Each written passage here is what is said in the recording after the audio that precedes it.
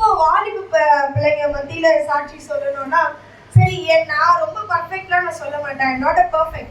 ஆனா என் தேவன் பர்ஃபெக்டான தேவன். அவர் இந்த இந்த குப்பையா இருக்கிற என்னை எப்படி கடவுளுடைய காரியத்துல ஒரு சில காரியங்கள்ல எப்படி என்ன ஆண்டவர் நடத்தி கொண்டு வந்தாரு, என்னுடைய ஃப்ரெண்ட்ஸ் கூட இப்ப இந்த டைப் வந்திருக்கு அப்படின்னா எப்படி அப்படின்றத உங்களுக்கு நான் இன்ட்ரெஸ்டாவே கொண்டு போறேன். ரொம்ப நேரம் கொண்டு போக மாட்டேன், எனக்கு மெசேஜ்லாம் இருக்கு. சரிங்களா? இப்ப நீங்க வந்திருக்கிற எல்லாரும் வாலிப பிள்ளைங்களா இருக்கிறீங்க. நீங்க என்ன சொல்லி ஈமான் கூப்பிட்டுருப்பாரு, வா எங்க சர்ச்சில் பிரேயர் மீட்டிங் இருக்கு, யூத் மீட்டிங் இருக்கு, வாங்க அப்படின்னு கூப்பிட்டுருப்பாங்க இல்லையா? அப்படிதானே கூப்பிட்டாங்க. வேற என்ன சொல்லி கூப்பிட்டாங்க? வாடா லீவ், என்னடா லீவ் டைம்ல போய் கூப்பிடுறீங்க அப்படி சொன்னாங்களா? நீங்க சொன்னீங்களா அப்படி? வாடா சர்ச்சுக்கு போலான்னு கூப்பிட்டு வந்தாரா? ஓகே, அப்ப இமானுக்கு ஒரு கிரெடிட் வந்துடும் பரலோகத்துல. ஏன்னா நம்ம சினிமாவுக்கு போறதுக்கு பசங்க எவ்வளவு ஆர்வமா வருவாங்க, ஆனா சபையில பசங்க உட்கார்றதுக்கு அவ்வளவு கஷ்டப்பட வேண்டியதா இருக்கு. ஒவ்வொரு முறை நான் சர்ச்சு வெளி ஊழியங்களை வாலிப பிள்ளைங்க எதுக்கு போகும்போதும் அவங்கள கொண்டு வர அந்த சிஸ்டரும் பிரதரும் பாடுவாங்க தெரியுங்களா, பாடு அப்படி இருக்கும். ஏன்னா வாலிப பிள்ளைங்க உட்கார்றது அவ்வளோ ஒரு பெரிய விஷயமா இருக்கு. ஆண்டவருக்கு ரொம்ப பிடிச்ச பருவம் வாலிப பிள்ளைங்க பருவம் தான். ஏன்னா அந்த பருவத்துலதான் இப்போ எங்களோட வாலிப பருவத்தை எப்படி அப்படின்னா, நான் சின்னதுல இருந்து நாங்க ஒரு கிறிஸ்துவ எங்க அப்பா ஒரு கேத்தலிக் ஃபேமிலி, கத்தோலிக்க திருச்சபை சொல்லுவாங்கல்ல, அந்த குடும்பத்துல இருந்து நாங்க வந்தோம். ஆனா நாங்க எங்க அம்மா ஒரு இந்து ஃபேமிலி. எங்க அம்மாவுக்கு ப்ராப்ளம் இருந்து அவங்களுக்கு முடியாம ரொம்ப கிரிட்டிக்கலா டைம் கொடுத்துட்டாங்களாம். அப்போ கடைசி நேரத்துல ஆண்டவரே நான் அப்போ எங்க அம்மா கொஞ்சம் சர்ச்சுக்கு போயிட்டு இருந்தாங்க, பெண்டிகாஸ் சர்ச்சுக்கு. எனக்கு சுகம் ஆச்சுன்னா நாங்க குடும்பமா ஞானஸ்தானம் எடுத்துடுறோம் அப்படின்னு எங்க அப்பா சொன்னாங்க. ஸோ அந்த டைம்ல ரொம்ப முடியாது, டேட் கொடுத்துட்டு இந்த டைம்ல இறந்துடுவாங்க அப்படின்னு சொல்லி இந்த டைம் இப்போ 3 பொம்பளை பசங்க. அப்போ எங்க அப்பாவோட சுச்சுவேஷன் சரியில்லை. சரி நம்ம என்ன பண்ணலாம், ஏசப்பா கிட்ட போயிடலாம், எல்லாமே தெய்வம் தானே. அப்படி எங்க அப்பா என்ன சொன்னாங்க, ஏசப்பாட்ட நான் வந்துடுறேன், நான் ஞானஸ்தானம் கொடுத்து நான் வந்துடுறேன். அதனுடைய கிருபியால எங்க அம்மாவுக்கு நல்லா ஆயிட்டாங்க. நாங்க அப்படியே பக்கா பெண்டிகாஸ்ட் குடும்பமா நாங்க வளர்ந்து வந்தோம். எங்க வீட்டுல என்ன ஒரு காரியம்னா 8 மணி ஆச்சுன்னா பிரேயர் உட்காந்துடணும். யார் வரலன்னா இல்ல, எங்க அப்பா பைக்ல எடுத்துட்டு உட்காந்துருவாங்க. எங்க அம்மா சமைச்சிட்டு இருப்பாங்க, சத்தம் கேட்கும், நான் பிரேயர்ல உட்காந்துட்டேன் அப்படின்னு பசங்க எல்லாம் உட்காந்துருவாங்க. ஸோ சின்ன வயசுலயே நாங்க ஆண்டவருக்குள்ள நாங்க வளர ஆரம்பிச்சோம். ஒரு வாலிப பிரயாயம் வரைக்கும் கடவுள் மேல ரொம்ப பக்தியா இருக்கும். ஐயோ ஏசப்பா ஏசப்பா எங்க போனாலும் நீங்க நம்ப மாட்டீங்க. இப்ப வரும்போது நான் சர்ச்சுக்கு வரும்போது கொடுத்தா எங்க அம்மா எனக்கு ஒரு வார்த்தை சொல்லி கொடுத்தாங்க, என்ன தெரியுமா? நான் இப்போ குட்டி பசங்களா இருக்கும்போது சண்டே கிளாஸ்ல ஏசப்பா யாரு எனக்கு போட்டோலாம் நான் பார்த்தது. அப்போ இந்த பொம்மை போட்டோலாம் இருக்கல, ஏசப்பா போட்டோ, அது பார்க்கும்போது தாத்தா மாதிரி இருக்கிறாரு, ஏசப்பா எப்படி தாடிலாம் வச்சுட்டு இருக்காருல்ல. அப்போ நான் கேட்டேன் எங்க அம்மா, ஏசப்பா தாத்தாவாமா நமக்கு அப்படின்னு கேட்டேன். ஆமா ஆமா, உனக்கு அவர் எல்லாமே அவர் தான், அவனுக்கு எப்படி தோன்ற நீ அப்படி கூப்பிடு. எனக்கு என்ன 28 வயசா வரும்போது இப்போ வரைக்கும் நான் வீட்டுக்கு விட்டு வெளில வரும்போது நான் என்ன தெரியுமா சொல்லிட்டு வரேன், தாத்தா நான் போயிட்டு வரேன், என் கூட இருங்க. இது சில்லியா இருக்கலாம், என்னது இது அப்படின்னு நான் அவரை என்னவா நினைக்கிறனோ எனக்கு அவர் அப்படி இருக்கிறாரு. என் மனவாளனா, என் நேசமா, எனக்கு என்ன அவர் வேணுமோ எனக்கு அப்படி அவர் இருக்கிறாரு. எல்லாரும் இப்ப அப்பாவால அம்மாவோட இடத்த ஃபுல்ஃபில் பண்ண முடியுமா? ஒரு தாய்க்கு தான் தெரியும். தாயால அப்பா இடத்த நிரப்ப முடியுமா? பிள்ளையால அம்மா இடத்த நிரப்ப முடியுமா? அவங்க இடத்துல இருக்கணும் இல்லையா? ஆனா என் தேவன் மட்டும்தான் எல்லா இடத்துலயுமே இருப்பார், எல்லாமுமா இருப்பார். ஒரு சபையில ஒரு போதகரா கண்டித்து வழி நடத்துகிறவரா இருக்கிறாரு, வெளியில ஒரு நல்ல நண்பரா இருக்கிற, நீ தப்பு பண்ணும்போது நோ இது நீ பண்ணக்கூடாது, இது நீ செய்யக்கூடாது அப்படி சொல்றவரா இருக்கிறாரு. நீ சோர்ந்து போகும்போது உன் உறவா இருக்கிறாரு. யோசிச்சு பாருங்களா, அவரோட அன்புக்கு நிகர் யாருமே இல்லை. நான் இப்படிதான் இருந்தேன். அதுக்கப்புறமா ஸ்கூல் டேஸ்ல இந்த அவ்வளோ பேக் மாதிரி இருப்பேன் நான், எனக்கு அதான் தெரியல. 11th 12th வந்த உடனே வாலிப பிரயாணம் வரும் இல்லையா, அப்போ உலகம் தான் போலதான் நாங்களும் இதுதான் லைஃப், ஐயோ இதுதான் லைஃப் அப்படின்ற ஒரு எண்ணத்துல இருந்தேன். பட் அது தப்பு அப்படின்னு யார் தெரியுமா எனக்கு நடத்துறது? எனக்கு நிறைய ஸ்ட்ரகிள்ஸ் இருந்தது, நிறைய போராட்டம். ஐயோ இது என்னடா இப்படி போனா இப்படி வருது, இப்படி போனா இப்படி, அவ்வளோ ஒரு பிரச்சனையா இருந்தது. ஆனா அப்போ எங்க சண்டே கிளாஸ்ல ஃப்ரீயான ஒரு அக்கா இருந்தாங்க. அப்போ நான் சண்டே கிளாஸ் எடுத்துட்டு இருக்கேன். நான் சொன்னேன், அக்கா இந்த மாதிரி ஒருத்தவங்க என்ன பிரச்சனை பண்றாங்க, நீ இது பண்ணலன்னா நான் சாகடிச்சிருவேன்.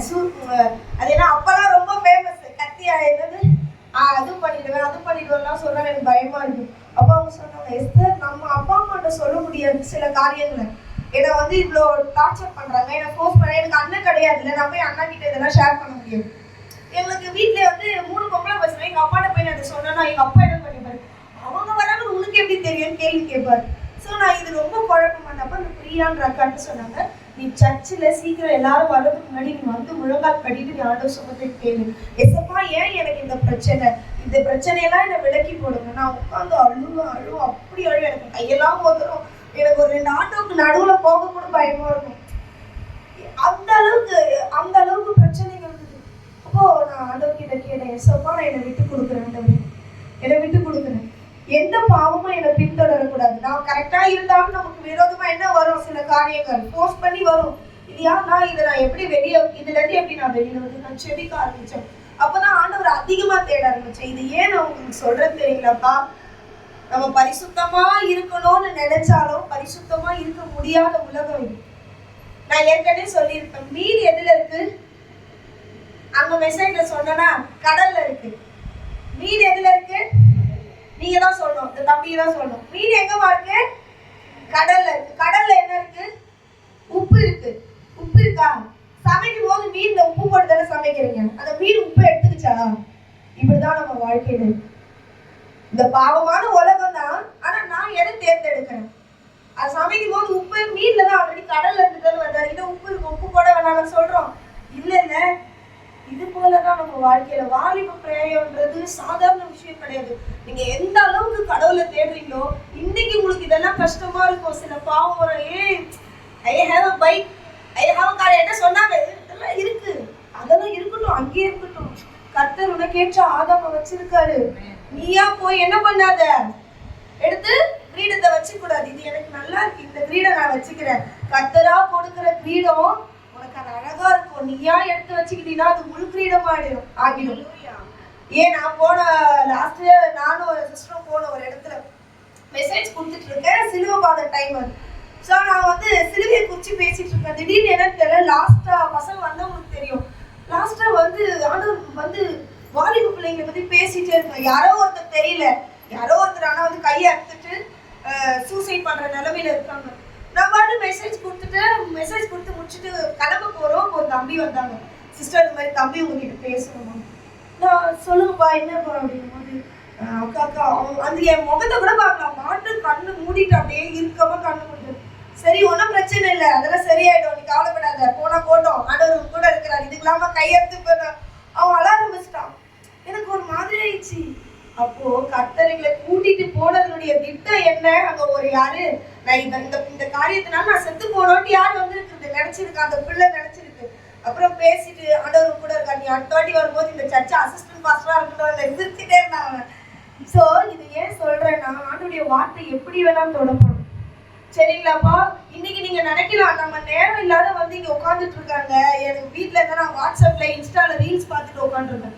நோ, ஆண்டவர் உங்க எல்லாரையும் தெரிந்து கொண்டதாலதான் இமான் மூலியமா ஆண்டவர் அவரே உட்கார்ந்து உங்களை கூப்பிட்டு வந்துட்டு அவர் இங்க இல்ல, உங்களுக்கு கூப்பிட்டு வந்திருக்காரு அப்படின்னா ஏதாவது ஒரு திட்டம். நம்ம நினைக்கிறோம் பசங்க நல்லா ட்ரெஸ் பண்ணிக்கிறாங்க, நல்லா மொபைல் போன் வச்சிருக்காங்க, இவங்களுக்கு எல்லாம் என்ன கஷ்டம் தருதுற மாதிரி தெரியுது பாரு, அப்பா அம்மா கஷ்டப்பட்டு செய்யறாங்க. ஆனா இல்லைங்க, வாலிப பிள்ளைங்க மனசுல எவ்வளவு ஓட தெரியுங்களா, எங்க அம்மா ஏன் இப்படி பண்றாங்க, எங்க அப்பா ஏன் இந்த மாதிரி பண்ணிட்டு இருக்கிறாரு, பிரச்சனை அவ்வளோ இருக்கு, வீட்டுல ஃபீஸ் கட்டணும், எல்லா குழந்தைங்களும் நல்ல குழந்தைங்க, ஆமா தானேம்மா, எல்லா குழந்தைங்களும் நல்ல குழந்தைங்க, நம்மளோட மத்தவங்க நம்ம பார்த்து ஜட்ஜ் பண்றான், என்ன எப்படி இருக்குது முறுக்கி மாதிரி இப்படிலாம் பேசுறாங்க. ஆனா உண்மை என்னன்றது அவங்களுக்கு தான் தெரியும். என் இருதயத்தை புரிஞ்சுக்க யாருமே இல்லை, என் வாலிபத்துல என் இருதயத்தை புரிஞ்சுக்க யாருமே இல்லை. இப்படிதான் நானும் இருந்தேன். காலேஜ் வந்தது, காலேஜ் டேஸ் போனோம், நல்ல 3 வருடம் எங்களை போல மகிழ்ச்சியாக இருந்தவர்கள் யாருமே இல்லை. அந்த அளவுக்கு இங்கிலீஷ் லிட்ரேச்சர், நாங்கள் பிஏ இங்கிலீஷ் லிட்ரேச்சர், எங்க சிஸ்டர் தான் வந்து காலேஜ் பிரசிடென்ட். இருக்கிறதே ரொம்ப சமத்தான அமைதியான பொண்ணை கூப்பிட்டு போயிட்டு இந்த வேலையை பண்ண வச்சு அது வேற மாதிரி போச்சு. பயங்கரமா எல்லா கல்ச்சுரல்ஸ் எல்லா ஈவெண்ட்ஸ்க்கும் டான்ஸ் இதுதான் எங்களோட மைண்ட்ல இருந்தது. ஆனா இதுல நான் எப்போ இதை ரியலைஸ் பண்ணேன், இது நான் பண்ணது தப்பு அப்படின்ட்டு. ஒரு 16 பேர்னா நாங்க ரொம்ப கேங்கா போய் உட்காந்து சாப்பிடுறது, கேண்டீன் கேன்டீனே எங்களுக்கு சொந்தமா இருக்கும். அது காலையில ஃபர்ஸ்ட் பீரியட் மேம் கிளாஸ் உயிரை கொடுத்து பாவம் அவங்க எடுத்துட்டு இருப்பாங்க. லாஸ்ட் பெஞ்சில் உட்காந்து டைட் சாதம் சாப்பிட்டுருப்போம். இதெல்லாம் யோசிக்கும் போது எவ்வளோ இன்னைக்கு நான் வருத்தப்படுறதெல்லாம் தப்பு பண்ணியிருக்க கூடாது. உட்காந்து சாப்பிட்டுட்டு இருப்போம். என்னதான் ஒரு கோயட் இல்லை, நாங்கள் விமென்ஸ் காலேஜ் தான்.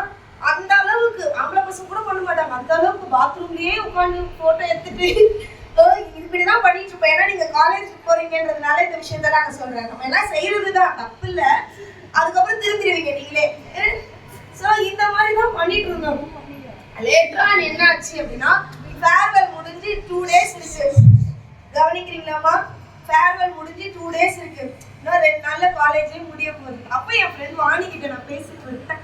எனக்கு உண்மையா அந்த லாஸ்ட் டேல எனக்கு ஆண்டவர் என் இருந்துட்டு பேசுறாரு, எஸ்தர் நீ 3 வருஷம் இல்லாத இதெல்லாம் பண்ணீங்க, போனீங்க வந்தீங்க ஜாலியா அப்படியே எங்களை பார்த்தா சீனியரே போயிடுவாங்க. அந்த மாதிரி ஃபர்ஸ்ட் இயர்லேயே அப்படி பண்ணிட்டு இருந்தேன். இன்னைக்கு 3 வருஷம் முடிய போகுது. நீ எத்தனை ஃப்ரெண்டுக்கு நீ ஆண்டவரை பத்தி சொன்ன?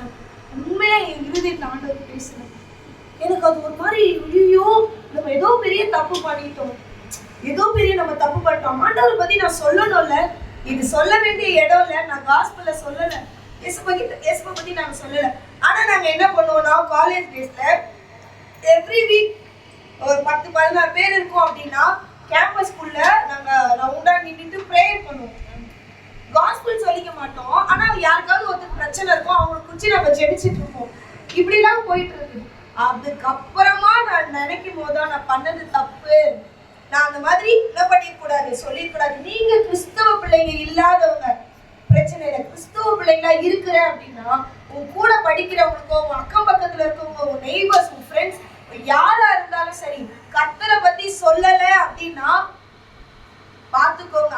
அதை விட பெரிய தண்டனை எதுவுமே கிடையாது. ஆண்டவரை பத்தி சொல்லாம அவங்களோட ஆத்மா நரகத்துக்கு போக யாரு வழிவகுக்கிற மாதிரி ஆயிடும்? யாரு வழிவகுக்கிறா?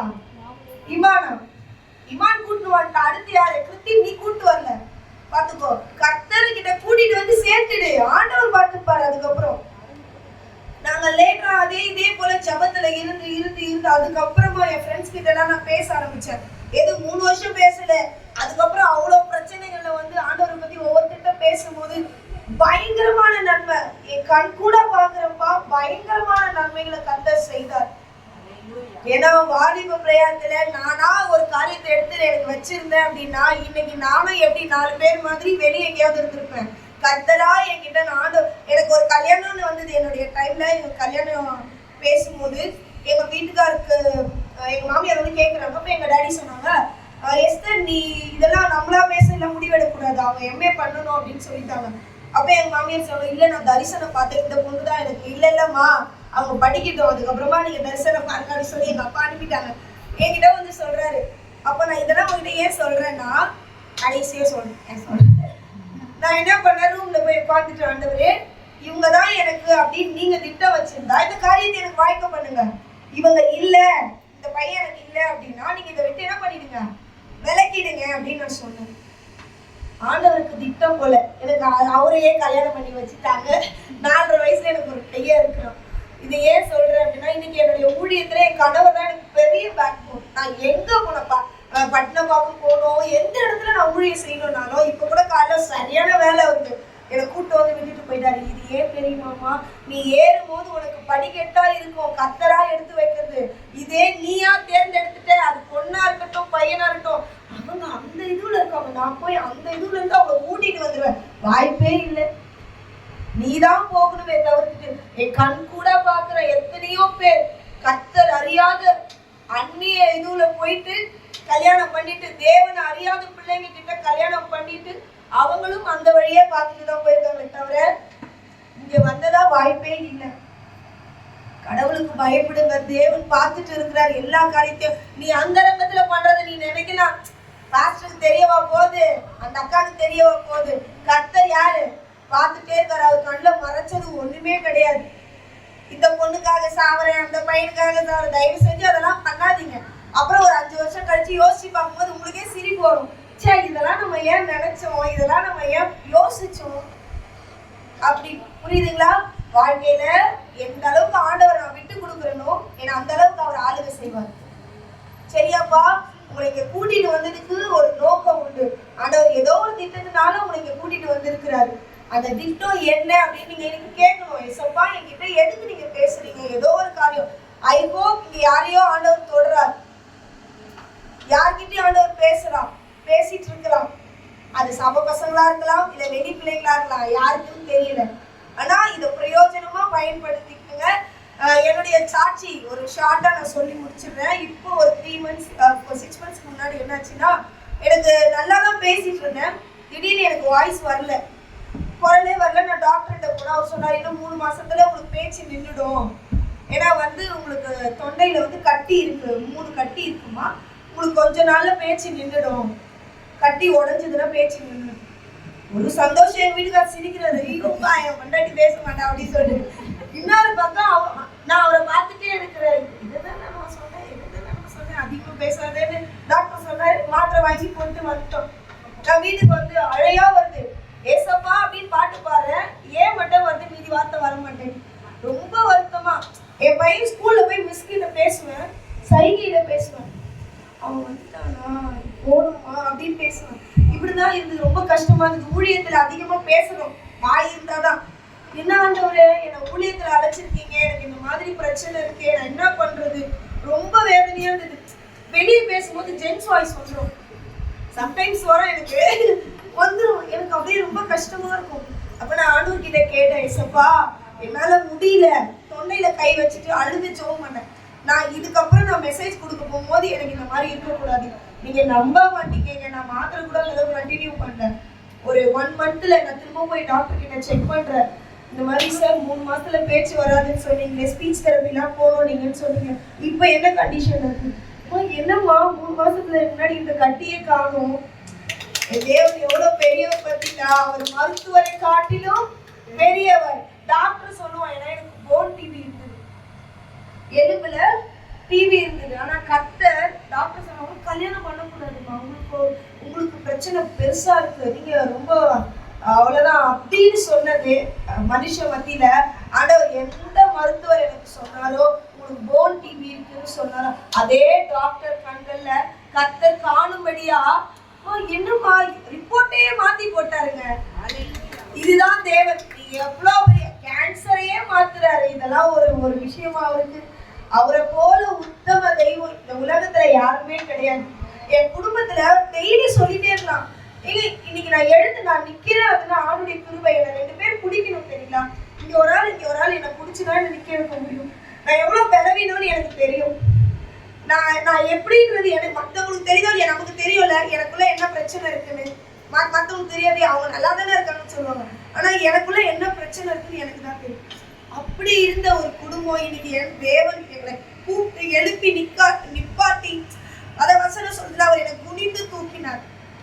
நான் தகுதி இல்லை, எனக்கு பெரிய சொத்து இல்லை, எனக்கு எதுவுமே கிடையாது. ஆனா ஆண்டவர் நினைச்சிருந்தாரா, என்னை விட இவ்வளவு பெரியவங்க இருக்கிறாங்க, எவ்வளவு தேர்ந்தெடுக்க வேண்டிய ஆட்கள்லாம் இருக்கிறாங்க. ஆனா அவர் என்ன தெரிஞ்சு கொண்டார். நான் என்கிட்ட என்ன குவாலிட்டி இருக்குன்னு ஆண்டவர் என்ன தெரிஞ்சு எடுக்கணும். என்ன வேணான்னு சொல்ல 1000 குவாலிட்டி இருக்கும். இந்த பொண்ணு சரியில்லை, இந்த பொண்ணு சரியில்லை. ஆனா என்கிட்ட நண்பன் சொல்ல என்ன இருக்கு எனக்கு தெரிஞ்சு கொண்டார். என் வாலிபத்துல சின்ன காரியத்துல கர்த்தருக்கு உண்மையாக ரொம்பலாம் கிடையாதுங்க. சர்ச்சுக்கு போவேன், கண்ணை மூடி பிரேயர் பண்ணும்போது கண்ணை திறப்பாங்க மாட்டேன், பிரேயர் பண்ணுவேன். இந்த மாதிரி சின்ன காரியத்துல உண்மையா இருந்தேன். கர்த்தர் எனக்கு கொண்டு வந்து இந்த இடத்துல நிறுத்திருக்காரு. என்னையே நிறுத்திருக்காருன்னா நீங்க எல்லாம் பாத்துக்கங்க. சின்னதுல உண்மையா இருக்கிறவங்களதான் கர்த்தர் அநேகத்துல ஆசீர்வாதமா வைப்பாரு. நீங்க அநேகருக்கு சாட்சியா இருக்கணும். நம்ம நினைக்கலாம், நம்மளை யாரும் பார்க்கல, நம்ம பண்றது யாருக்குமே தெரியாது. கர்த்தருடைய கண்களுக்கு முன்னாடி மறைக்கப்பட்டது ஒண்ணுமே கிடையாது. அவர் முன்னாடி எல்லாமே வெளியரங்கமா நிர்மாணமா இருக்கு இல்லையா? வசனத்துல இருக்குல்ல. அதனால வாலிப பிரயாயத்துல நான் ரொம்ப டீப்பா போல. ஏன்னா நீங்க எல்லாம் யூத் பிள்ளைங்களா இருக்கீங்க, உங்களுக்கு ஆஃப்டர் மேரேஜ் பத்தி எல்லாம் என்ன சொல்றதுன்னு தெரியல.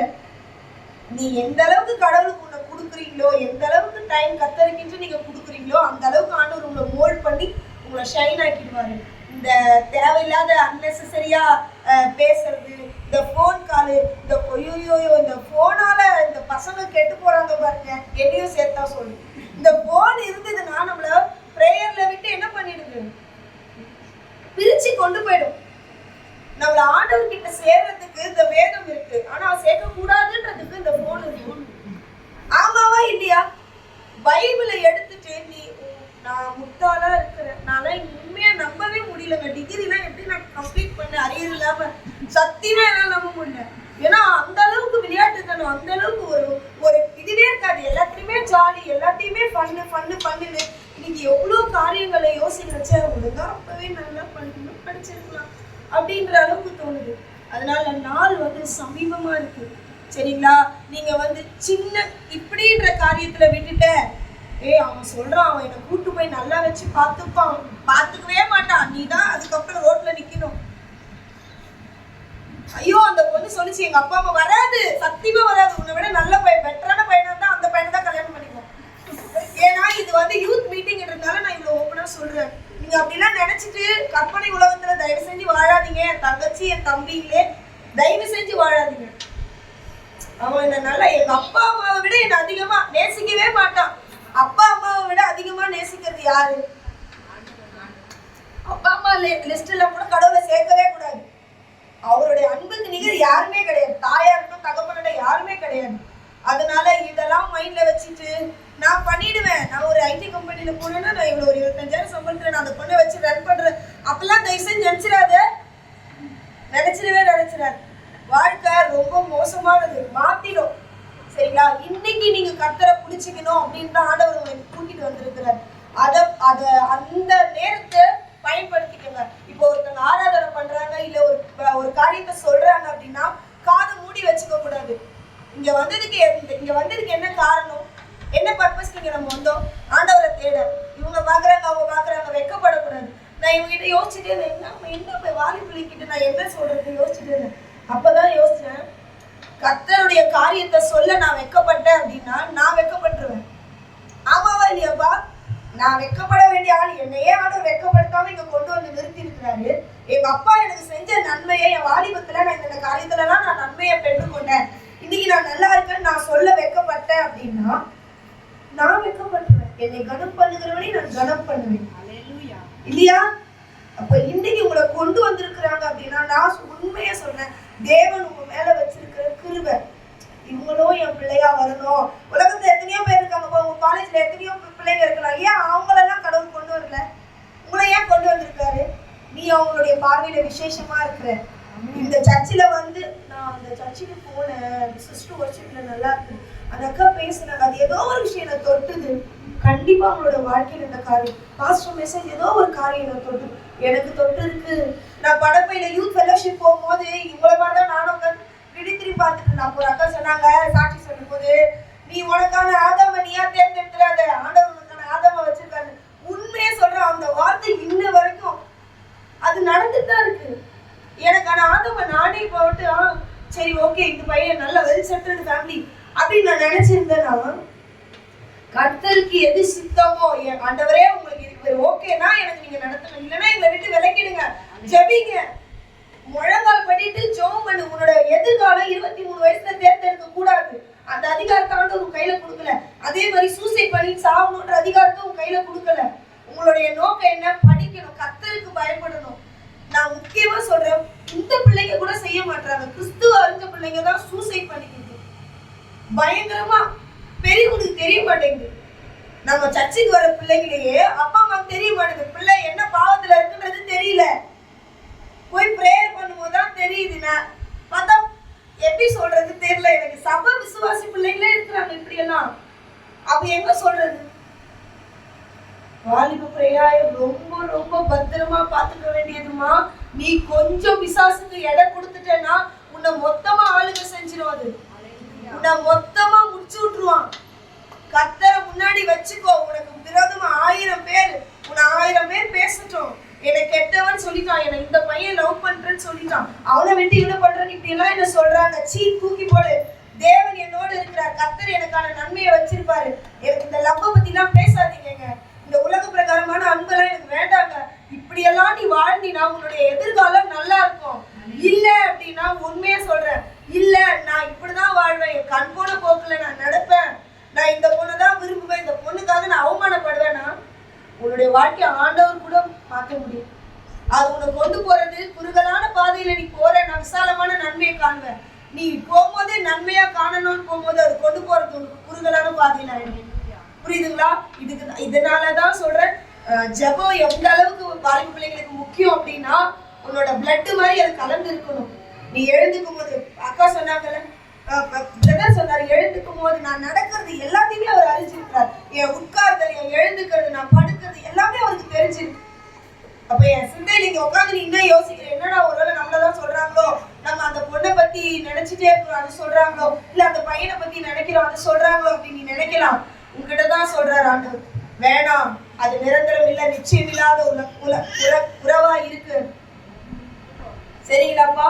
இப்படிதான் என் தேவன் எங்களை கொண்டு வந்திருக்கிறாரு. இந்த வாலிப பிரயாணத்துல நாங்க அந்த காரியத்துல நான் கொஞ்சத்துல உண்மையா இருந்ததுனாலதான் ஏதோ இன்னைக்கு ஓரளவுக்கு சமுதாயத்துல மத்தவங்க மதிக்கிறத்தக்கதா, அன்னைக்கு பயந்து நடந்ததுனாலதான் இன்னைக்கு ரெஸ்பெக்டோட என்ன பண்றாங்க, வாங்கன்றாங்க. நான் அன்னைக்கு இருந்த காலத்துல நானும் இதே மாதிரி பண்ணிட்டு இருந்தேன் அப்படின்னா மதிச்சிருக்க மாட்டாங்க. புரியுதுங்களா? வாழ்க்கை ரொம்ப ரொம்ப கஷ்டமானது. கடவுள் கரத்தை பிடிச்சிட்டு நடந்துரு, மனுஷன் கரத்தை பிடிச்சு ஓடுன நரகம்தான். என் கண்ணால பாக்குற நிறைய பேர், நான் சிஸ்டர் கிட்ட பேசும்போது சொல்லுவேன், எப்படி இருந்த பொண்ணு தெரியுமா, கத்தரை விட்டு போச்சு, மரணம் தூக்கிட்டு போயிடும். பயத்தோட இருங்க. இந்த வாலிபம் மாய்மாலம் உங்க வயசு மாதிரி தானே, தாண்டி தானே நாங்களும் வந்திருப்போம். எங்க வயசை தாண்டி தானே அப்பா அம்மா வந்திருக்காங்க. இதெல்லாம் நிச்சயமா இல்ல. எத்தனை வயசு வரைக்கும் அழகு இருக்கும்? 26, 28, 30, அதுக்கப்புறம் இந்த இளமை இருக்குமா? நோ. இதுதான் இதை புரிஞ்சுக்கிட்ட அப்படின்னா வாழ்க்கையில அச்சீவ் பண்ணிடலாம்.